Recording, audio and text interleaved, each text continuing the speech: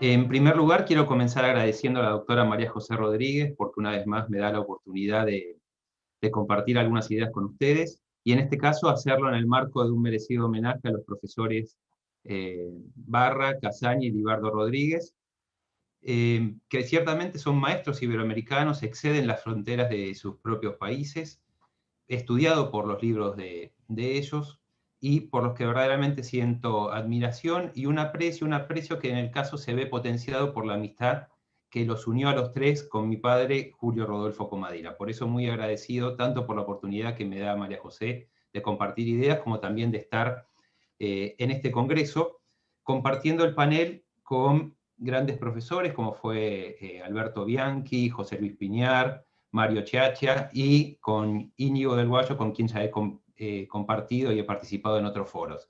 Y por supuesto también agradecer a la doctora Erika Gorbach por toda la organización y ser la anfitriona en este panel. Efectivamente, como decía la doctora Gorbach, yo voy a exponer sobre las medidas cautelares y los sectores vulnerables. ¿Por qué he elegido este tema? Por dos motivos. Primero, porque hay una realidad en el contencioso administrativo argentino, especialmente en el contencioso administrativo federal, donde podemos decir que se ha cautelarizado y las medidas cautelares han adoptado una preponderancia, o han aportado, si se quiere, una importancia medular. Es decir, muchas veces el abogado lo que le interesa es la medida cautelar y si no obtiene la medida cautelar pierde interés en el proceso. Eso por un lado. Y por el otro, lo que me interesa es ver es cómo impacta el derecho administrativo de la vulnerabilidad social, como me parece que lo podríamos llamar, dentro del contencioso cautelar. Es decir, esta revitalización que ha habido, como vamos a ver, de una mayor conciencia social que se traduce en la protección a ciertos sectores vulnerables, lo importante es ver cómo impacta en el proceso contencioso cautelar. Para esto voy a dividir mi conferencia en dos partes. Por un lado, quiero analizar cómo es que se le ha dado una especial tutela o una especial protección a los sectores vulnerables en el marco de la jurisprudencia argentina, en especial de la Corte Suprema Argentina. Y en segundo término, me interesa analizar qué impacto tiene la protección de esos sectores vulnerables en el régimen de las medidas cautelares. Y ahí voy a ver 6 puntos vinculados con la medidas cautelares según la ley actual, ya sea en lo relativo a la medida cautelar dictada por juez incompetente, en primer lugar; en segundo término, al pedido de suspensión previo que hay que hacer en sede administrativa antes de plantear la medida cautelar; tercero, en lo relacionado con la vigencia de las medidas cautelares; cuarto, lo atinente a la caución; y por último, lo relacionado con los efectos que tiene el recurso contra una medida cautelar que suspende total o parcialmente o una ley o un reglamento de la misma jerarquía. Comienzo entonces por la primera parte, hacer un relevamiento de la especial tutela que se le ha otorgado a los sectores vulnerables en la jurisprudencia de la Corte. Claramente existe una preocupación en el derecho comparado de otorgar una tutela especial a los sectores vulnerables. Nuestro derecho no ha sido ajeno a esa tendencia del derecho comparado para proteger a los sectores vulnerables, y eso se ha visto en distintos fallos de la Corte Suprema. La Corte Suprema ha identificado a los sectores vulnerables en distintos casos. Así, ha dicho que en ciertos supuestos las mujeres integran un sector vulnerable, esto en el caso de Feinder del año 2015, los jubilados integran el sector vulnerable, casos García 2019 y Blanco, los ancianos en las causas García, de Feinder e Itzkovich, y los discapacitados en las causas García, Institutos Médicos Antártida, Terrulli y de Feinder. También hay ciertas normas que identifican sectores vulnerables, y esto lo vinculo con la exposición de Íñigo. En nuestro derecho, desde este año, a los consumidores se los consideran hipervulnerables, es decir, no solamente un sector vulnerable, sino hipervulnerable a los consumidores. ¿Qué consecuencias tiene la identificación de estos sectores vulnerables en el contencioso administrativo y especialmente en el contencioso cautelar? En primer lugar, cuando se identifica un sector vulnerable, la Corte es mucho más generosa al momento de admitir la legitimación de los actores. Es decir, hay una mayor amplitud al tiempo de reconocer la legitimación para proteger este tipo de derechos. Así surge del caso Alavi y del caso de Feinder.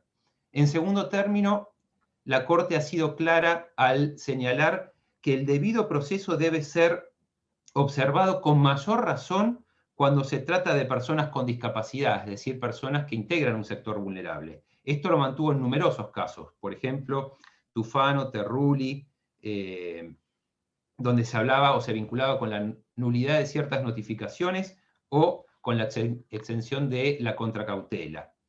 Y por último, la Corte, en casos recientes, ha dicho que de los instrumentos internacionales de derechos humanos se desprende un mayor deber de proteger a los sectores vulnerables. Esto lo sostuvo en las causas que ya mencioné, Asociación Filantrópica Francesa y Instituto Médico Antártida. Bien, hasta acá ya hemos identificado cuáles son los sectores vulnerables, categoría que ciertamente es histórica y culturalmente variable, es decir, puede ser que lo que antes era un sector vulnerable hoy no lo sea, y al revés, lo que antes constituía un sector vulnerable hoy lo sea, y quizás en una determinada idiosincrasia un sector es vulnerable y no lo sea en otro, es decir, esto es algo que va a ir cambiando. Pero bueno, hemos identificado según la jurisprudencia de la Corte cuáles son los sectores vulnerables en la actualidad.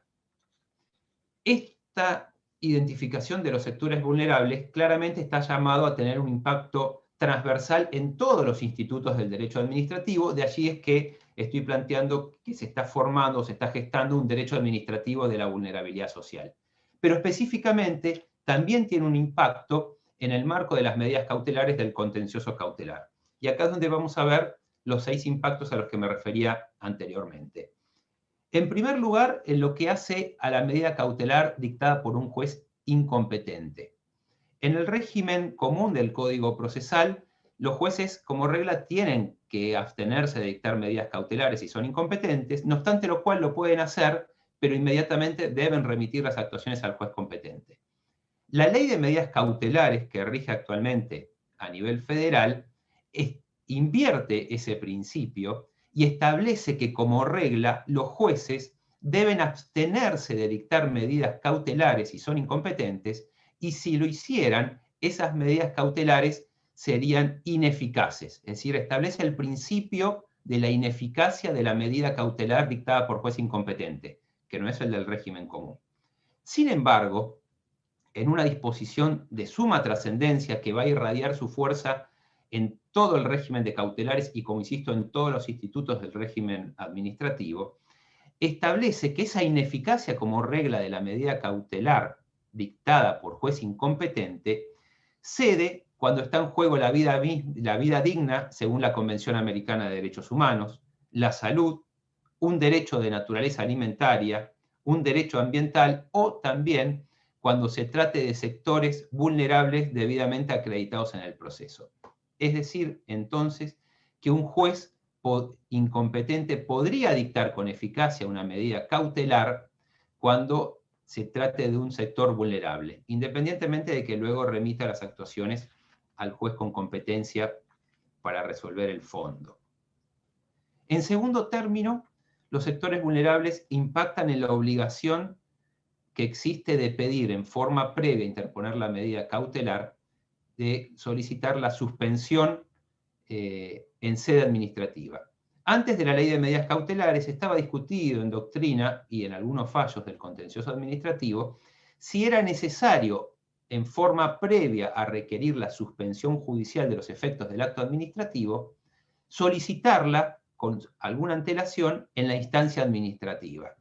Hoy ese debate está superado por la ley, porque definitivamente la ley exige que antes de requerir la suspensión judicial de los efectos del acto administrativo, previamente hay que pedir la suspensión del acto en sede administrativa. Y transcurridos 5 días sin resolución, o bien rechazado el pedido de suspensión en sede administrativa, se puede acudir a la instancia judicial. La ley, en este caso, peca de excesiva, me parece, porque no establece ninguna excepción a la obligatoriedad del pedido de suspensión previo en sede administrativa. La ley no lo hace, sin embargo, creo que debería habilitarse cuando este plazo sea incompatible con la naturaleza de la medida que se está solicitando o en función de los derechos en juego. Y acá es donde entiendo que cuando estemos frente a un sector vulnerable, aunque no lo diga la ley, debería obviarse el pedido de suspensión previo en sede administrativa antes de acudir a la instancia judicial para obtener la medida cautelar. En tercer lugar, la ley de medidas cautelares incorporó una disposición bastante polémica, en función de la cual los jueces, al momento de dictar una medida cautelar, le tienen que establecer un plazo de vigencia. Un plazo de vigencia que en los procesos ordinarios es de 6 meses y en los sumarísimos es de 3 meses. La ley contempla que ese plazo de 6 meses o de 3 meses, según el tipo de proceso, se puede prorrogar. La ley no aclara cuántas veces se puede prorrogar. En lo personal, creo que para evitar la inconstitucionalidad de esta disposición, hay que admitir que se puede prorrogar de manera indefinida. ¿Y por qué entiendo que si no sería inconstitucional? Porque entiendo que la ley parte de un concepto erróneo, es decir, las medidas cautelares no acceden a una instancia y mucho menos son accesorias de un determinado plazo. Las medidas cautelares son accesorias del proceso y deberían tener vigencia en el marco de la tutela judicial efectiva hasta tanto recaiga una sentencia firme. En todo caso, si lo que se busca es evitar, que era una práctica frecuente en el contencioso y por cierto abusiva, que es que cuando el actor obtiene la medida cautelar, como se dice, se sienta sobre la medida cautelar y no impulsa el proceso porque le conviene mantener la medida cautelar, si lo que se quería evitar era eso, lo que habría que hacer es reducir los plazos de caducidad de la instancia cuando se obtiene la medida cautelar, y que entonces el actor se viera obligado a impulsar rápidamente el proceso para llegar hasta la decisión definitiva. Pero bueno, la ley establece que hay que fijar un plazo. Sin embargo, este plazo no debe fijarse, también lo dice la ley, y a mi juicio de manera adecuada, cuando estamos frente a un sector vulnerable. Esta sería la tercera consecuencia. El juez no tiene que fijar un plazo cuando se trata de un sector vulnerable al involucrado. El cuarto, otra disposición que generó muchísimo debate entre nosotros, el informe previo que debe requerir el juez antes de resolver la medida cautelar. La ley de medidas cautelares dispone que el juez, antes de resolver la medida cautelar, debe requerirle un informe previo a la administración pública para que se pronuncie sobre las condiciones de admisibilidad y sobre el interés público involucrado. Un sector importante de la doctrina entiende que esta disposición es inconstitucional porque afectaría una suerte de esencia de las medidas cautelares que tienen que ser unilaterales. Personalmente no creo que sea una disposición en sí misma inconstitucional o inconstitucional como tal, y tampoco creo que haya una esencia de las medidas cautelares que tenga que ser inaudita aparte. Ello quizás pueda ser así en el marco del proceso civil y comercial, donde los intereses en juego son otros. Ahora, en el marco del contencioso, donde cobra un rol preponderante el interés público en el que está involucrado, el mantenimiento del principio de juridicidad y, por supuesto, la vigencia irrestricta de los derechos humanos, no me parece desacertado, en principio, el informe previo. No obstante, la ley de medidas cautelares exceptúa al juez de esta obligación de pedir el informe previo cuando estén en juego sectores vulnerables, sin perjuicio de lo cual también rige una medida cautelar interina, es decir, entre que pido la medida cautelar y se contesta el informe, la ley establece que si existen circunstancias graves e impostergables, se podría pedir una medida cautelar interina que regiría desde el primer momento que pido la medida interina hasta, dice la ley, hasta que se presenta el informe. Para mí es hasta que se resuelva la cautelar, no hasta que el Estado presente el informe. Si no, me queda un lapso que va entre la presentación del informe y la resolución de la cautelar que no tendría tutela. Pero en resumen, la cuarta derivación es que no se requiere el informe previo cuando está en juego un sector vulnerable. La quinta derivación, ¿qué pasa con la caución? En otra disposición polémica, la ley de medidas cautelares establece que o prohíbe la caución juratoria para obtener una medida cautelar. Dice que tiene que ser real o personal. No obstante, y más allá de si puede resultar constitucional o no prohibir la caución juratoria, porque es algo que debería estar librado al criterio judicial teniendo en cuenta la verosimilitud del derecho y el peligro de la demora, la ley establece que se puede admitir la caución juratoria cuando se está en un supuesto vinculado con sectores vulnerables. Y por último, la sexta derivación tiene que ver con el efecto que cabe asignarle a los recursos contra las medidas cautelares. En otra estipulación ciertamente discutible, la ley de medidas cautelares establece que solamente, no se extiende al resto de los casos, solamente cuando la medida cautelar suspende total o parcialmente los efectos de una ley o de una norma de rango equivalente, esto es, un reglamento de necesidad y urgencia o un reglamento delegado, el efecto de ese recurso contra la medida cautelar, que suspendió total o parcialmente la ley o norma equivalente, tiene efecto suspensivo, es decir, se suspendería la medida cautelar. En lo personal, considero que se trata de una disposición inconstitucional. Creo que es inconstitucional porque afecta a la tutela judicial efectiva, es decir, deja sin protección al particular desde el momento en que el Estado apela la medida cautelar y entre que resuelve la Cámara, que en la práctica contencioso administrativo federal pueden pasar en promedio, depende del caso, hasta 3 meses. Y durante esos 3 meses la autoridad podría ejecutar la ley que se considera verosímilmente inconstitucional o, en su caso, inconvencional. De cualquier manera, este efecto suspensivo, que de por sí para mí es inconstitucional, no se aplica cuando están en juego sectores vulnerables. Para concluir, entonces, y respetar estrictamente el tiempo, nuestro derecho no fue ajeno a esa revitalización de la sensibilidad social o de la conciencia social. Esto ha tenido un impacto en el régimen de las medidas cautelares, que concretamente supone primero, mantener la eficacia de una medida cautelar dictada por juez incompetente.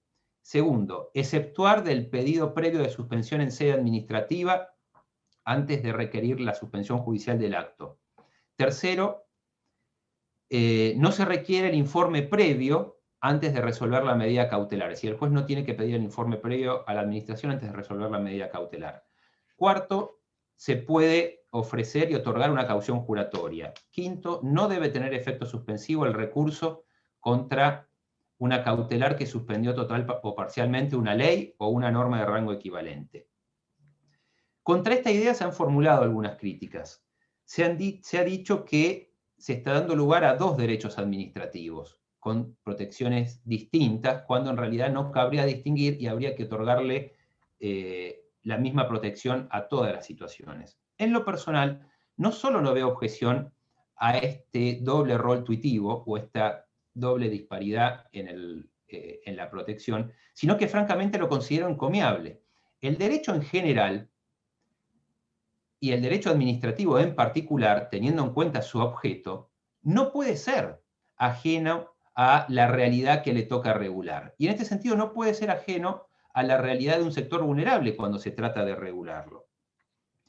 Por eso, y ya para concluir, creo que la configuración de un derecho administrativo de la vulnerabilidad social, sin perjuicio de que no hay que desconocer las exigencias válidas siempre del interés público, se está alzando actualmente como una exigencia propia de la justicia social, de una que exige una vida en sociedad que exceda el individualismo o una concepción meramente insolidaria de la libertad individual y que procure resguardar a todos aquellos que no están en las mismas condiciones al tiempo de intentar acceder a una tutela judicial efectiva de sus derechos. Nada más y muchas gracias.